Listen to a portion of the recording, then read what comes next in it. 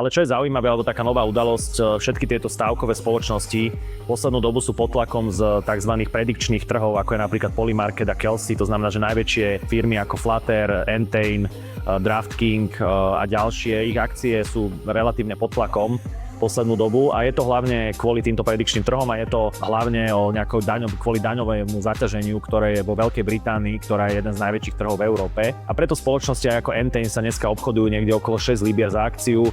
Graf si môžete pozrieť tu. Oni sa ešte pár mesiacov dozadu, ten Entain sa obchodoval niekde okolo 10 libier za akciu. Naša nákupná cena je niekde okolo 6 libier, takže my sme aj pri tom náraste sme akcie stále držali, lebo ja si myslím, že tá hodnota je stále výrazne vyššie, tá finálna hodnota. A dneska, čo je zaujímavé, alebo čo sa deje, tak z Entainu odišiel dlhoročný akcionár Eminence Capital, ktorý bol vedený Rickym Sandlerom, ktorý vlastnil takmer 6%. A odišiel preto, lebo Ricky Sandler svoj fond, ktorý mal v Amerike, uzavrel a odpredali logicky túto pozíciu. A dneska Entain sa snaží aj napriek tým tlakom, ktoré sú vo Veľkej Británii kvôli tomu daňovému zaťaženiu, ale aj okolo celkového toho sentimentu, ktorý je na trhu, sa snaží znížiť svoj dlh a tým pádom pozerá sa na rôzne aktíva, ktoré by mohol odpredať. Ako sme videli prednedávnom, sa aj československé médiá dokonca o tom reportovali, článok vám priložím tu, tak Entain sa dohodol s EMA Capital, ktorú vlastní český podnikateľ Jiří Šmejc, že im predá časť ich Entain CE biznisu, kde je napríklad súčasťou tohto je poľská stavková jednotka STS a jednotka v Chorvátsku na chorvátskom trhu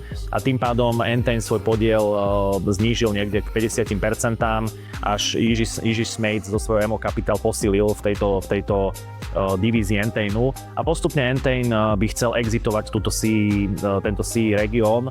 Stále tam drží 50%, za týchto 20% dostane viac ako 400 miliónov libier. Tieto peniaze budú využité na zníženie dlhu, budú využité poprípade na nejakú špeciálnu dividendu a tak ďalej. A bude sa sústrediť Entain na tie trhy, kde je doma, to znamená, to je západná Európa a hlavne ich zaujímavý joint venture v Amerike, ktorý majú so spoločnosťou MGM.